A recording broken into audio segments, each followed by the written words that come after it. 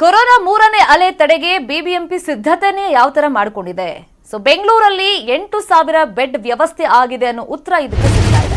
Care centre, ಖಾಸಗಿ ಮತ್ತೆ ಸರ್ಕಾರಿ ಆಸ್ಪತ್ರೆಗಳಲ್ಲಿ ಬೆಡ್ ವ್ಯವಸ್ಥೆ ಆಗಿದೆಯಂತೆ, ಬೆಡ್ ರೆಡಿ ಇದೆಯಂತೆ. ಈ ಹಿಂದೆ ತಜ್ಞರು ಸರ್ಕಾರದ ಜೊತೆಗೆ ಚರ್ಚೆ ಮಾಡಿದಾಗ ಈಗಿರುವಂತ ಸಿದ್ಧತೆಗಳು ಏನೇನೂ ಸಾಕಾಗಲ್ಲ ಮೂರನೇ ಅಲೆ ಫೇಸ್ ಮಾಡೋದಕ್ಕೆ ಅಂತ ಒಂದು ಎಚ್ಚರಿಕೆಯನ್ನ ಕೊಟ್ಟು ಬಂದಿದ್ರು. ಅದಾದ್ಮೇಲೆ ಸರ್ಕಾರ ಸಿದ್ಧತೆಗಳನ್ನ ಮಾಡಿಕೊಂಡಿದೆ. 160 ಕಡೆ ಕೋವಿಡ್ ಚಿಕಿತ್ಸೆಗೆ ಬೆಡ್ಗಳು ಸಿದ್ಧ ಇದೆ. ಇದು ಬೆಂಗಳೂರಿನ ವ್ಯಾಪ್ತಿಯಲ್ಲಿ ನಾವು ಮಾಹಿತಿ ಕೊಡ್ತಿರೋದು. ಮೆಡಿಕಲ್ ಕಾಲೇಜ್ ಆಸ್ಪತ್ರೆ ಸೇರಿದಂತೆ 160 ಕಡೆ ಬೆಡ್ಸ್ ಅನ್ನ ಈಗ ಪಾಲಿಕೆ ವ್ಯಾಪ್ತಿಯಲ್ಲಿ ಮಾಡಿದ್ದಾರೆ. ಇನ್ನು 8 ಕೋವಿಡ್ ಕೇರ್ ಸೆಂಟರ್ಗಳು ಕೂಡ ರೆಡಿ ಆಗಿದೆ. 8 ಕೇರ್ ಸೆಂಟರ್ಗಳಲ್ಲಿ 600 ಬೆಡ್ ವ್ಯವಸ್ಥೆಯನ್ನ ಮಾಡಿಕೊಂಡಿದ್ದಾರೆ. ಖಾಸಗಿ ಕ್ಷೇತ್ರದಿಂದ 6,000 ಬೆಡ್ಗಳಿಗೆ ಬೇಡಿಕೆ ಇದೆ. 140 ಖಾಸಗಿ ಆಸ್ಪತ್ರೆಗಳಲ್ಲಿ 6,000 ಹಾಸಿಗೆಗೂ ಕೂಡ ವ್ಯವಸ್ಥೆಯನ್ನ ಮಾಡಿಕೊಂಡಿದ್ದಾರೆ. ಈಗಾಗಲೇ ಕಂಟೈನ್ಮೆಂಟ್ ಝೋನ್ಗಳ ಸಂಖ್ಯೆ ಕೂಡ ಹೆಚ್ಚಳ ಆಗ್ತಾ ಇದೆ ದಿನಕಳೆದಂತೆ. ಅದರಲ್ಲೂ ಈ ಬೆಂಗಳೂರಲ್ಲಿ ಅಪಾರ್ಟ್ಮೆಂಟ್ಗಳು ಒಂಥರ ಕ್ಲಸ್ಟರ್ ಝೋನ್ಗಳಾಗ್ತಾ ಇದೆ. ಕೊರೋನಾ ಸ್ಫೋಟ ಆಗ್ತಾ ಇದೆ ಅಪಾರ್ಟ್ಮೆಂಟ್ಗಳಲ್ಲಿ.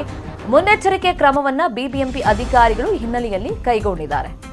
ಸಿದ್ಧತೆಗಳು ಅಫ್ಕೋರ್ಸ್ ಬೇಕಾಗುತ್ತೆ. ಸೆಕೆಂಡ್ ವೇವ್ ಟೈಮ್ನಲ್ಲಿ ನಾವು ನೋಡಿದ್ವಿ, ಈ ಆಕ್ಸಿಜನ್ ಕೊರತೆ, ಬೆಡ್ಗಳ ಸಮಸ್ಯೆ ಎಲ್ಲ ಆಗಿ ಎಷ್ಟೊಂದು ಜನ ಪ್ರಾಣ ಬಿಟ್ರು ಅಂತ. ನೋಡಿ, ಈಗ ನಾವು ಬಿಬಿಎಂಪಿಯಿಂದ ತುಂಬತಕ್ಕಂಥ ಬೆಡ್ಗಳು ಬೇರೆ ಸರ್ಕಾರಿ ಆಸ್ಪತ್ರೆಯಲ್ಲಿರ್ತಕ್ಕಂಥ ಬೆಡ್ಗಳು ಹಾಗೂ ಸರ್ಕಾರಿ ಮೆಡಿಕಲ್ ಕಾಲೇಜಸ್, ಒಟ್ಟು ನಮ್ಮಲ್ಲಿ ಇರ್ತಕ್ಕಂಥ ಬೆಡ್ಗಳು 1821 ಬೆಡ್ಗಳಿದೆ.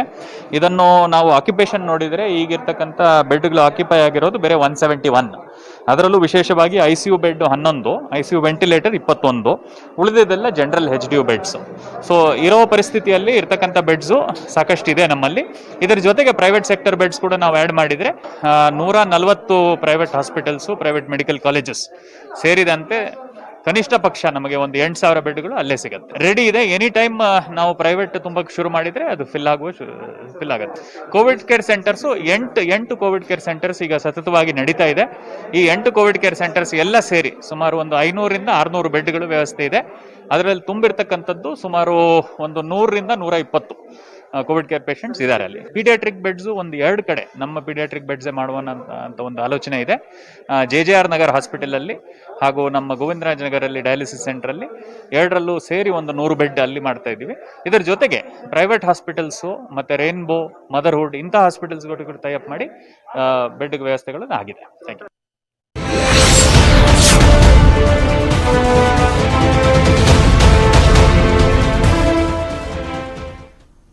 ಬೆಂಗಳೂರಲ್ಲಿ ಕಂಟೈನ್ಮೆಂಟ್ ಝೋನ್ ಹೆಚ್ಚಳ ಆಗ್ತಾ ಇದೆ ದಿನಕಳೆದಂತೆ. ಬೆಂಗಳೂರಲ್ಲಿ ಎಟ್ ಪ್ರೆಸೆಂಟ್ 160 ಕಂಟೈನ್ಮೆಂಟ್ ಝೋನ್ಗಳು ಅಂತ ಡಿಕ್ಲೇರ್ ಮಾಡಿದೆ ಬಿಬಿಎಂಪಿ. ಹೋಮ್ ಕ್ವಾರಂಟೈನ್ ನಿಂದ ದೊಡ್ಡ ಎಡವಟ್ಟುಗಳಾಗ್ತಾ ಇದೆ. ಈಗ ಸರಿಯಾಗಿ ರೂಲ್ಸ್ಗಳನ್ನ ಅವ್ರು ಫಾಲೋ ಮಾಡ್ತಾ ಇಲ್ಲ. ಮನೇಲಿ ಇರಿ, ಕಟ್ಟುನಿಟ್ಟಾಗಿ ರೂಲ್ಸ್ ಫಾಲೋ ಮಾಡಿ ಅಂತ ಹೇಳಿದ್ರು ಕೂಡ ಹೊರಗಡೆ ಸುತ್ತಾಡೋದು, ಇದರಿಂದ ಬೇರೆಯವ್ರಿಗೂ ಕೂಡ ಕೊರೋನಾ ಈಸಿಯಾಗಿ ಸ್ಪ್ರೆಡ್ ಆಗುತ್ತೆ. ಇದನ್ನ ಯಾಕೆ ಅರ್ಥ ಮಾಡ್ಕೊಳ್ಳಲ್ಲ ಹೋಮ್ ಕ್ವಾರಂಟೈನ್ ಅಲ್ಲಿ ಇದ್ದವರು ಅಂತ ಗೊತ್ತಾಗ್ತಾ ಇಲ್ಲ. ಸದ್ಯಕ್ಕೆ ಬೆಂಗಳೂರಲ್ಲಿ 160 ಕಂಟೈನ್ಮೆಂಟ್ ಝೋನ್ ಅಂತ ಗುರುತಿಸಿದ್ದಾರೆ. 79 ಅಪಾರ್ಟ್ಮೆಂಟ್ಗಳು, 70 ಮನೆಗಳು, 8 ಹಾಸ್ಟೆಲ್ಗಳು, PG ಕ್ವಾರ್ಟರ್ಸ್ಗಳು ಸೇರಿದಂತೆ ಒಟ್ಟು 160 ಕಂಟೈನ್ಮೆಂಟ್ ಝೋನ್ ಅಂತ ಡಿಕ್ಲೇರ್ ಆಗಿರೋದು. ಮತ್ತೆ ದಿನಕಳೆದಂತೆ ಈ ಕಂಟೈನ್ಮೆಂಟ್ ಝೋನ್ಗಳ ಸಂಖ್ಯೆ ಕೂಡ ಹೆಚ್ಚಳ ಆಗ್ತಾ ಇದೆ. ತೋರಿಸ್ತಾ ಇದೀವಲ್ಲ, ಅಪಾರ್ಟ್ಮೆಂಟ್ 79, ಮನೆಗಳು ಅಂತ 70 ಗುರುತಿಸಿದ್ದಾರೆ ಕಂಟೈನ್ಮೆಂಟ್ ಝೋನ್ ಅಂತ. ಇನ್ನು ಹಾಸ್ಟೆಲ್, PG ಅಂತೆಲ್ಲ 8 ಗುರುತಿಸಿದ್ದಾರೆ. ಒಟ್ಟು 160 ಕಂಟೈನ್ಮೆಂಟ್ ಝೋನ್ ಅಂತ ಈಗ ಡಿಕ್ಲೇರ್ ಮಾಡಿರೋದು. ಅದರಲ್ಲಿ ಸೋಂಕಿತರು ಅಂತ ನಾವು ನೋಡೋದಾದ್ರೆ 648 ಮಂದಿ ಇದ್ದಾರೆ. ಪ್ರೆಸೆಂಟ್ ಕ್ವಾರಂಟೈನ್ ಅಲ್ಲಿ ಇರೋರು 3,860 ಮಂದಿ. ಇನ್ನು ಯಾವ್ಯಾವ ವ್ಯಾಪ್ತಿಯಲ್ಲಿ ಎಷ್ಟೆಷ್ಟು ಕೇಸ್ ಇದೆ, ಕ್ವಾರಂಟೈನ್ ಅಲ್ಲಿ ಎಷ್ಟು ಜನ ಇದ್ದಾರೆ ಅಂದ್ರೆ, ಮಹದೇವಪುರದಲ್ಲಿ ನಾವು ನೋಡ್ತಾ ಇದ್ದೀವಿ 186 ಕೇಸ್ ಕನ್ಫರ್ಮ್ ಆಗಿರೋದು, 157 ಜನ ಕ್ವಾರಂಟೈನ್ ಅಲ್ಲಿ ಇದ್ದಾರೆ. ಇನ್ನು ಪೂರ್ವ ವಲಯದಲ್ಲಿ ನಾವು ನೋಡೋದಾದ್ರೆ 121 ಕೇಸ್ಗಳ ಆ ಭಾಗದಲ್ಲಿ ಪತ್ತೆಯಾಗಿರೋದು, 403 ಮಂದಿ ಕ್ವಾರಂಟೈನ್ ಅಲ್ಲಿ ಇದ್ದಾರೆ.